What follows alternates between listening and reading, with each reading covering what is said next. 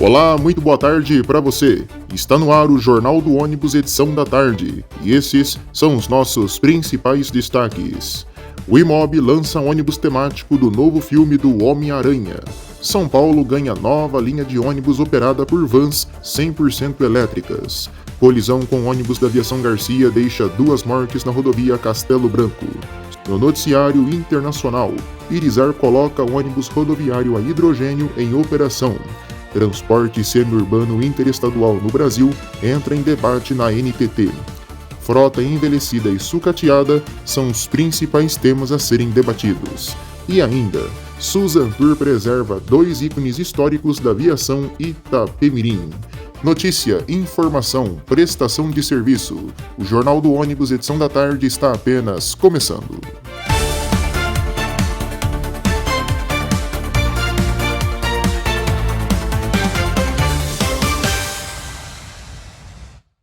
A Imob, plataforma de viagens rodoviárias 100% digital do grupo JCA, vai transformar uma viagem entre São Paulo e Rio de Janeiro em uma experiência imersiva, inspirada em um dos lançamentos mais aguardados do cinema em 2026. Em parceria com a Sony Pictures, estará em circulação entre os dias 16 de junho e 14 de setembro um ônibus temático do aguardado filme Homem-Aranha, Um Novo Dia, que estreou no último dia 29 de julho nos cinemas. O veículo vai conectar cultura pop, mobilidade urbana e entretenimento na principal rota rodoviária do país. A marca Imob, que completa 6 anos em julho, pretende unir o universo do personagem às viagens em família. Com foco nos fãs do filme e das HQs, o ônibus estará envelopado e rodará no trecho São Paulo-Rio durante 3 meses, levando elementos visuais e conceituais para criar uma atmosfera totalmente integrada e especial ao filme. Além da identidade visual externa, o interior do ônibus também vai surpreender ao longo do percurso. A ação contempla uma presença especial nos canais digitais da Imob ao longo de junho a setembro, incluindo conteúdos temáticos inspirados nos personagens e campanhas de engajamento. A Rota São Paulo-Rio possui um volume de 10 mil bilhetes por mês, e um crescimento de demanda de 16% comparado ao mesmo período do ano passado. Com a ação, 360 viagens serão impactadas durante o projeto. No filme, Peter Parker está mais recluso, mas sempre com um mistério a desvendar. O longa marca o retorno de Tom Holland como Peter Parker. Dirigido por Destin Daniel Cretton, o filme apresenta um Homem-Aranha mais urbano, solitário e pé no chão, que precisa se virar sozinho em Nova York enquanto investiga um grande mistério. A narrativa dialoga diretamente com o espírito da viagem rodoviária, deslocamento, autonomia e vivência da cidade a partir do cotidiano. Essa abordagem mais próxima da vida urbana pelo personagem foi a inspiração da ação da Imob, que propõe um paralelo entre o herói que se vira na cidade e o viajante, que escolhe soluções inteligentes e acessíveis para se deslocar entre os 2 maiores centros urbanos do Brasil, além de conectar mobilidade, entretenimento e cultura pop de uma forma inédita na estrada. O transporte semi-urbano interestadual, administrado pela NTT, enfrenta problemas graves como frota envelhecida, transporte clandestino, greves, baixa qualidade do serviço e uma ausência de uma regulamentação específica.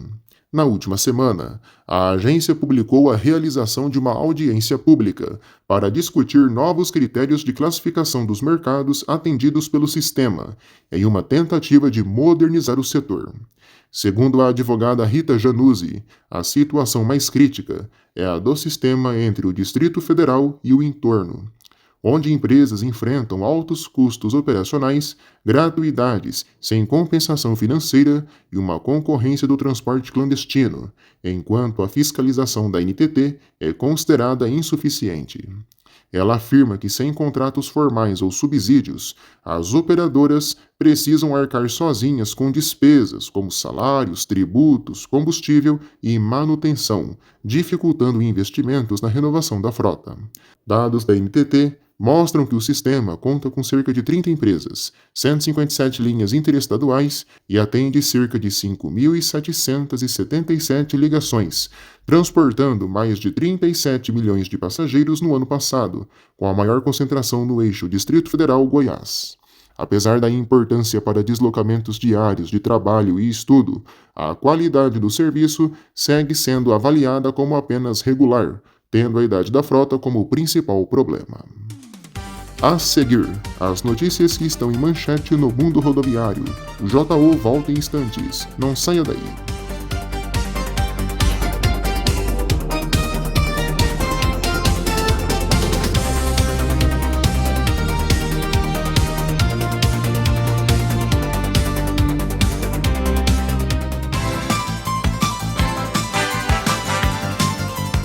A URBS de Curitiba iniciou a montagem da nova estação tubo da Praça Eufrásio Correia.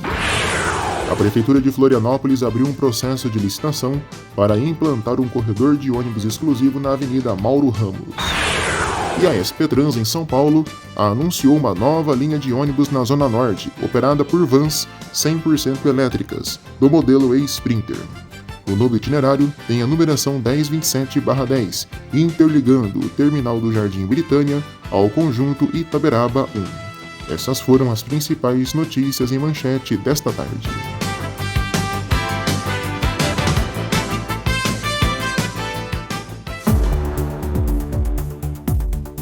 Em Porangaba, no interior de São Paulo, um ônibus da Aviação Garcia que transportava 34 passageiros colidiu na traseira de um caminhão bitrem na rodovia Castelo Branco.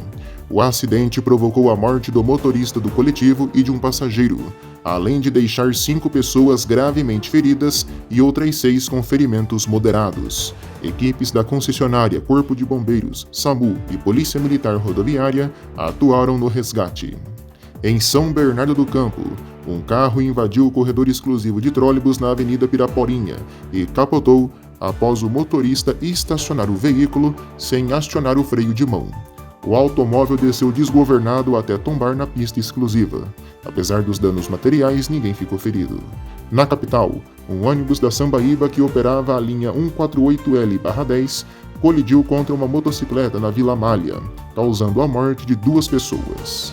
Um outro ônibus da Sambaíba se envolveu em uma colisão com 2 carros na região da Brasilândia, deixando 2 pessoas feridas e afetando a operação de 14 linhas. Também na capital, um coletivo da Mob Brasil bateu contra um automóvel e depois contra um muro no Jardim Miriam, sem deixar vítimas. Um ônibus da Aviação Nova participou de um engavetamento com outros 4 veículos na rodovia dos Bandeirantes. Ninguém ficou ferido.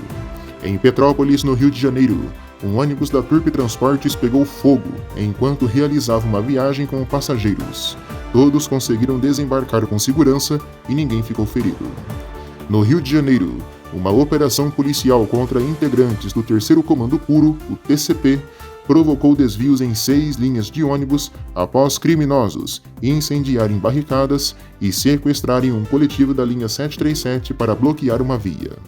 Também no Rio, criminosos utilizaram 5 ônibus como barricadas durante um confronto contra policiais militares na região da Gardênia Azul, em Jacarepaguá.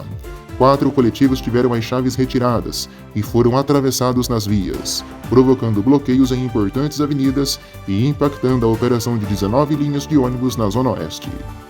Em Minas, uma colisão entre um ônibus da Gontijo e uma moto deixou um homem de 25 anos morto e um adolescente de 16 anos gravemente ferido em Montes Claros. No Distrito Federal, um acidente envolvendo 2 ônibus e um carro de passeio interditou a Avenida Hélio Prates. O automóvel ficou completamente destruído após a colisão e o motorista sofreu ferimentos leves, sendo encaminhado para o hospital. Nenhum passageiro ou rodoviário que estava nos coletivos ficou ferido. No Paraná, um ônibus que transportava 15 trabalhadores tombou na BR-180, entre Cascavel e Juvenópolis. 2 pessoas precisaram de atendimento médico e as causas estão sob investigação. No Rio Grande do Sul, um ônibus de turismo que seguia de Nonoaí para o Paraguai colidiu contra uma carreta-tanque no trevo da ERS 406, próxima à divisa com Santa Catarina. Os 2 motoristas ficaram gravemente feridos e presos nas ferragens. Ambos foram resgatados pelo Corpo de Bombeiros e pelo SAMU. As causas do acidente seguem sob investigação. Um acidente envolvendo 2 ônibus da OTTrans deixou 11 trabalhadores feridos em Salvador, na Bahia. A ocorrência foi registrada na Avenida Barros Reis, enquanto os veículos realizavam o serviço de apanha. A operação consiste no transporte de rodoviários que atuam nos bairros até a garagem da empresa. Durante o deslocamento, um dos ônibus atingiu a traseira do outro. Os feridos receberam atendimento médico e parte deles foi levada a uma unidade de saúde da região. Nenhuma das vítimas está em estado grave. Fora do Brasil, um grave acidente na Síria deixou 35 mortos e 30 feridos após a colisão entre 2 ônibus em uma rodovia do país na região de Damasco. Um dos veículos transportava integrantes das forças de segurança interna, enquanto o outro levava passageiros civis. Helicópteros foram utilizados no resgate das vítimas e as autoridades sírias investigam as circunstâncias da tragédia.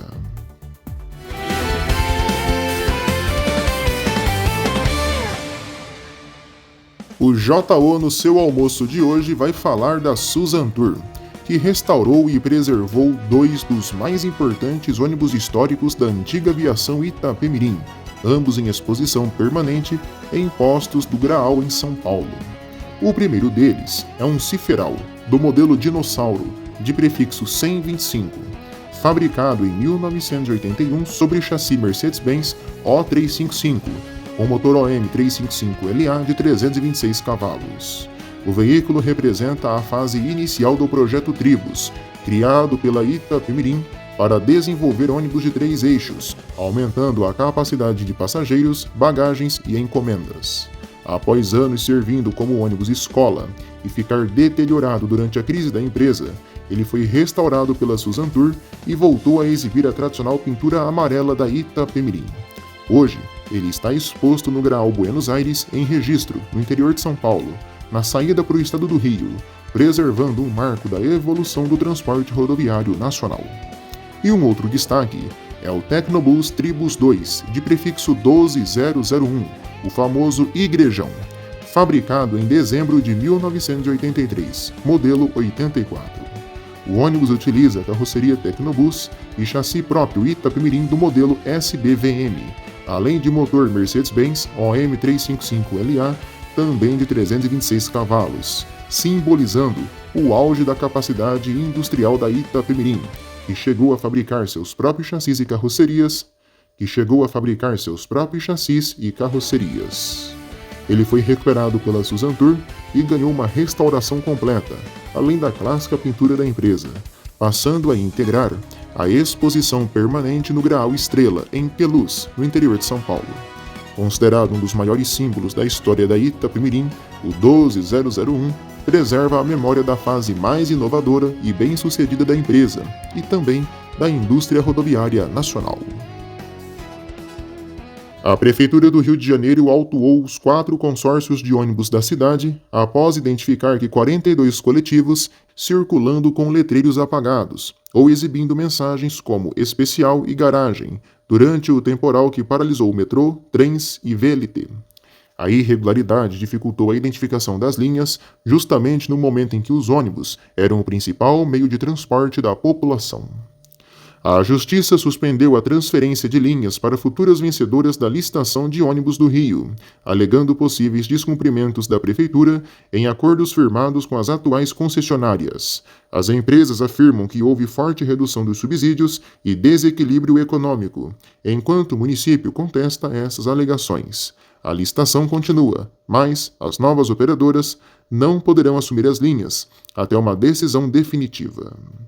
Apesar de ter registrado um crescimento de quase 10% no lucro líquido no primeiro trimestre de 2026, as ações da Marco Polo acumulam uma queda de cerca de 12% neste ano. O mercado demonstra uma preocupação com a redução da produção e das vendas, além dos juros elevados e da desaceleração dos ônibus urbanos. Analistas, porém, mantêm uma recomendação de compra, apostando na recuperação com programas públicos como o Caminho da Escola e o Caminho da Saúde. A segunda geração do Irizarry 6S eficiente H2 FCEV começou a operar em linhas de ônibus regulares na Espanha. O modelo acomoda até 87 passageiros, tem uma autonomia superior a 1.000 km, abastecimento entre 10 e 15 minutos e deve entrar em produção comercial no primeiro semestre de 2027. Desde o dia 1º de agosto, ônibus interestaduais que partem da Rodoviária Internacional de Foz do Iguaçu são obrigados a passar por um corredor de fiscalização em frente à alfândega. A medida criada pela Receita Federal, sem consulta prévia à ANTT, levanta dúvidas sobre atrasos, impactos operacionais, linhas internacionais e possíveis conflitos entre as normas dos dois órgãos. A Procuradoria Federal analisa a legalidade da portaria.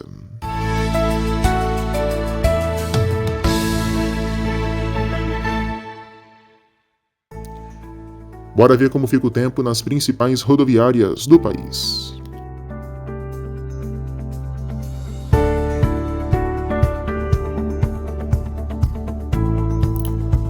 Encerra aqui mais esta edição do nosso Jornal do Ônibus. Obrigado a todos pela companhia e pela audiência. Curta, comente e compartilhe nossos vídeos. Logo mais à noite tem mais notícias para você aqui na programação do canal Próxima Parada. A todos uma excelente tarde e até a próxima. A gente se vê. Até mais.